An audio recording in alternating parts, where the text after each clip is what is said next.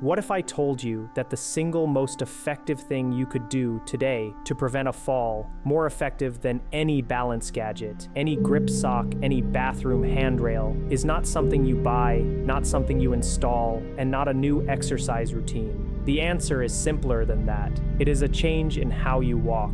One small, specific adjustment to a movement you have been doing your entire life, and almost certainly doing wrong for the last several years without knowing it. After 26 years of working with adults, over 70, as a physical therapist, I have seen this pattern more times than I can count. A person comes into my clinic after a fall. They feel confused. They feel embarrassed. They say, "I was just walking across the kitchen. I wasn't doing anything unusual."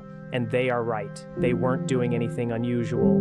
That is exactly the problem, because the way they walk every single day has quietly become dangerous, and nobody ever told them. Today, I am going to change that for you. I am going to show you what is most likely happening in your walk right now, why it is putting you at serious risk, and the one simple change that can begin protecting you immediately, starting with your very next step. No equipment, no gym, just one adjustment that could genuinely save your life. Before we dive in, if you haven't subscribed yet, I recommend you hit that button and turn on the bell so you never miss another health tip made just for you. If you enjoyed this video, type 1 in the comments. If not, type 0 to let me know how I can make better content for you. The problem, Shufflegate. Let me describe something to you, and I want you to think honestly about whether this sounds familiar. Imagine someone walking down a hallway.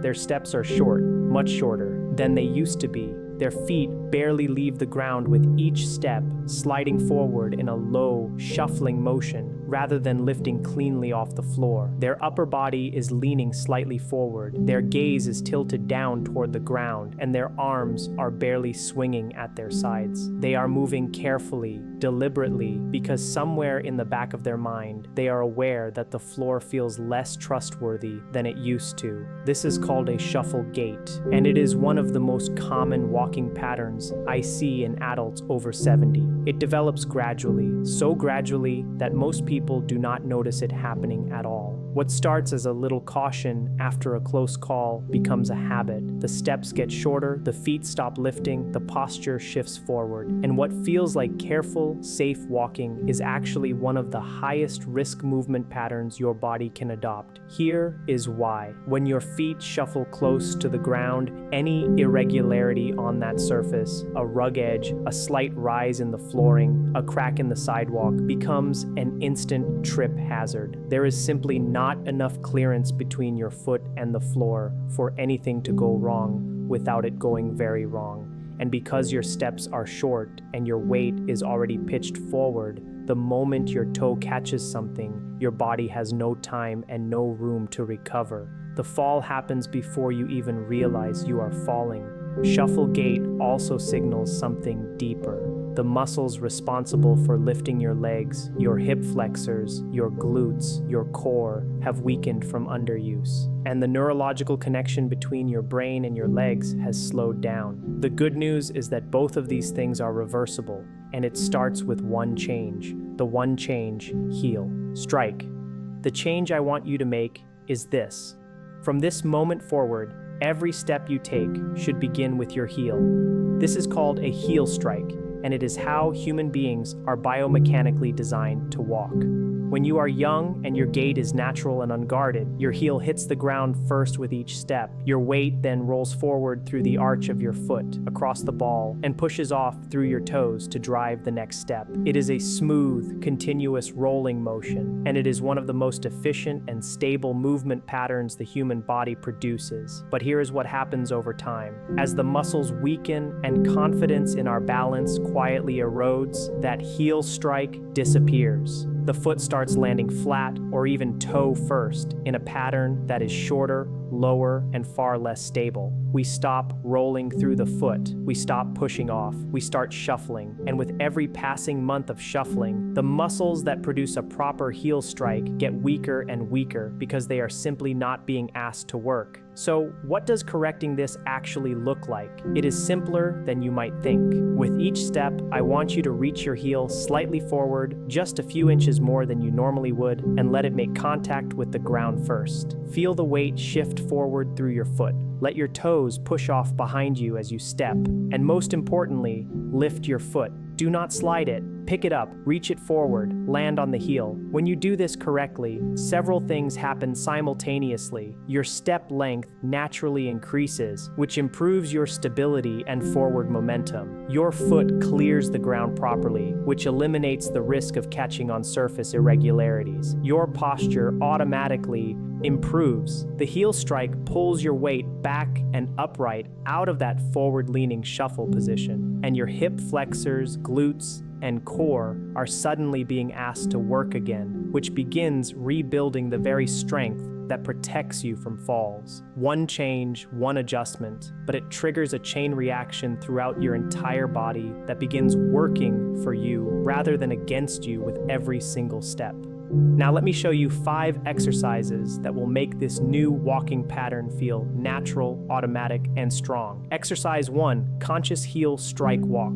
Why it matters. Before anything else, you need to practice the heel strike itself, slowly, deliberately, and with full awareness. Most people who have been shuffling for months or years have genuinely lost the motor pattern of a proper heel strike. The neural pathway that produces it has faded from disuse. This exercise rebuilds it by asking your brain and your legs to practice the movement correctly, repetition by repetition, until it starts to become automatic again. How to do it. Find a clear hallway or a long open space along a wall. Stand at one end with one hand lightly touching the wall for safety if needed. Begin walking, but this time, think about nothing except your heel. With every single step, consciously reach your heel slightly forward and let it land first. Feel the contact. Feel your weight roll through the foot. Feel your toes push off. Take 10 steps forward this way, turn carefully using small marching steps, and walk back 10 steps. That is 1 set. Complete 3 sets. Rest for 30 seconds between sets. What to focus on. Slow down significantly for this exercise. Speed is the enemy of relearning. The slower you walk, the more conscious control you have over each step, and the stronger the neural signal you are sending to your brain. Think of this as reprogramming, not just walking. Progress tip. Once you feel comfortable with the heel strike on flat ground, try it on a slightly different surface. Carpet versus hardwood, for example. The slight variation forces your nervous system to adapt and generalize the pattern, which is exactly what you need for real-world safety. Exercise 2, high knee march. Why it matters. One of the most direct consequences of shuffle gait is that the hip flexors, the muscles responsible for lifting your leg with each step, become progressively weaker. When they are weak, your foot clearance drops. When foot clearance drops, every rug, every threshold, every uneven surface is a potential trip. This exercise specifically targets those hip flexors and rebuilds the lifting reflex that keeps your feet safely above the ground with every stride. How to do it. Stand behind a sturdy chair with both hands resting lightly on the back for support. March in place, lifting your right knee towards your chest as high as you comfortably can, then lowering it back to the floor with control. Then lift the left knee. That is 1 full repetition. Complete 15 repetitions on each side, 30 total lifts, at a slow, deliberate pace. The lift should feel effortless. If it feels too easy, you are not going high enough. What to focus on. Stand tall throughout. Do not lean your upper body backward as your knee rises. Keep your torso upright. The lifting work should come entirely from your hip, not from momentum or body lean, and control the descent just as carefully as the lift. The lowering phase is equally important for building the eccentric strength your leg needs when your foot returns to the ground.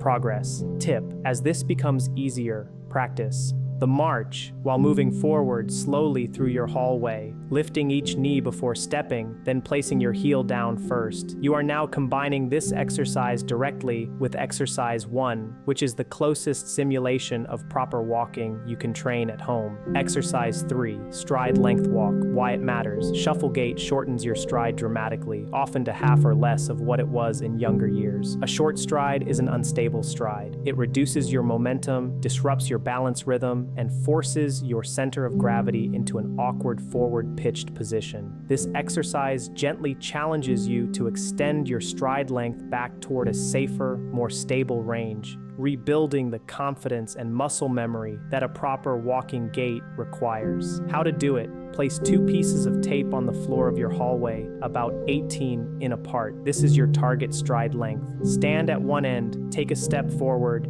and aim to land your heel at or just beyond the second piece of tape.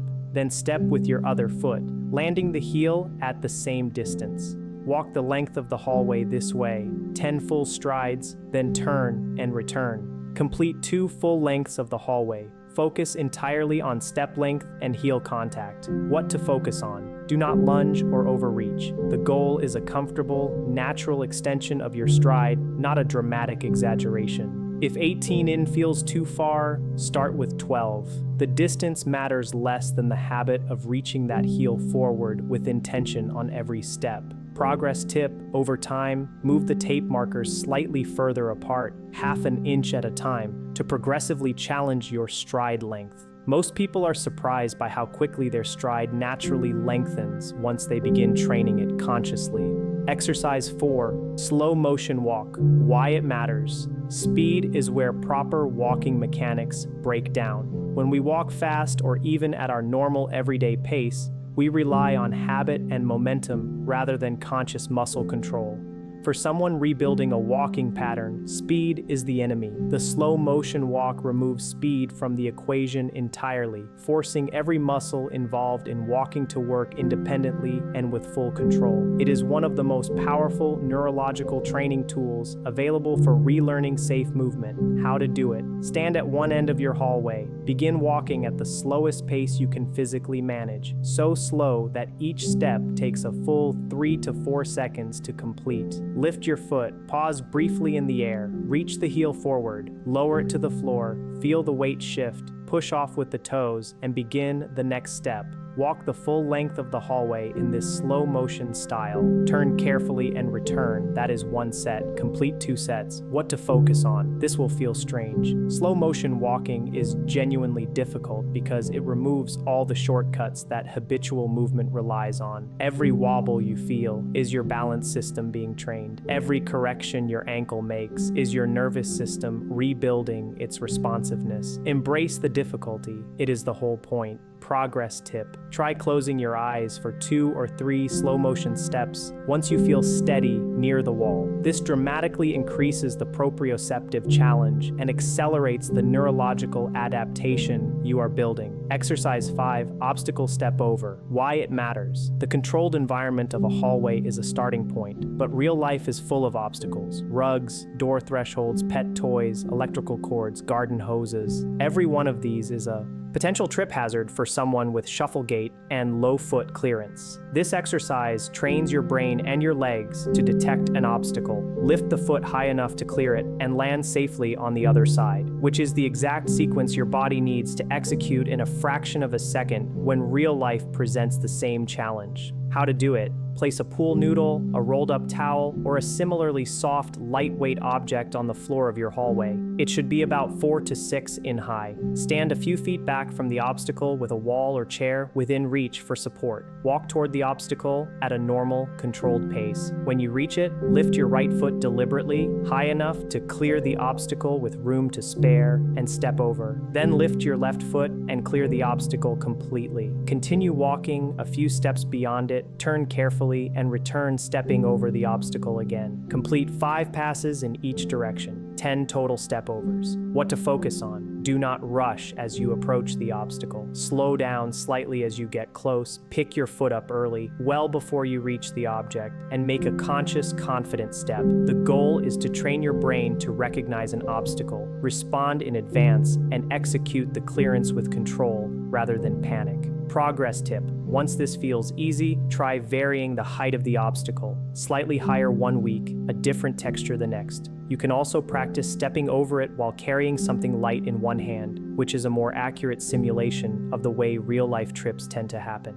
Important safety warning: before you begin practicing any of these exercises, I need you to take this seriously, because your safety is everything. If you have recently had a hip or knee replacement, or being treated for plantar fasciitis or any heel condition, or have been told by your doctor to avoid weight-bearing exercise, please speak with your physician or physical therapist before attempting these movements. Some exercises may need to be modified for your specific situation. Always practice near a wall, countertop, or sturdy chair. Never rush these exercises. Wear non-slip footwear or go barefoot on a safe surface. And if at any point you feel sharp pain, dizziness, or anything that does not feel right, stop immediately. There is no movement here worth risking your safety over. Progress at your own pace and trust your body to tell you when it is ready for more. Closing. Over the last several minutes, you have seen how declining leg function and the risk of falls after 70 are not something you have to accept as permanent.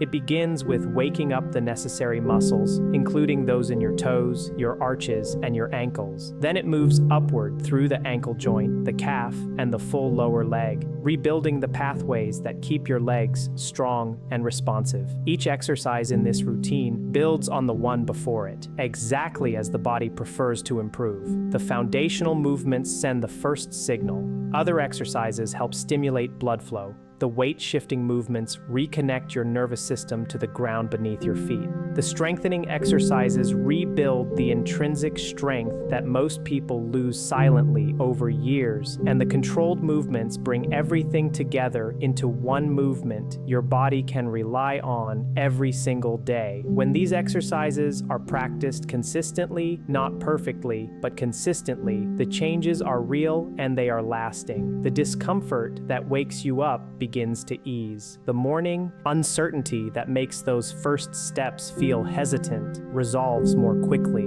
The heavy, disconnected feeling in your feet gives way to something that feels more like solid ground again. Leg vitality improves not through intensity, but through patience and repetition. Small movements done daily send a clearer message to the nervous system than aggressive workouts done once a week. The body responds to what it is reminded of every day, and these exercises are that daily reminder. The long-term benefit reaches far beyond physical comfort. Healthy nerve function and strong leg circulation protect your balance. They reduce the fear of falling that quietly steals confidence from so many older adults. They preserve the ability to walk to your mailbox, climb your own stairs, play with your grandchildren, and move through daily life without constantly wondering whether your legs will hold you. That kind of independence is not a small thing. It is everything. Aging does not mean surrendering control over how your body feels.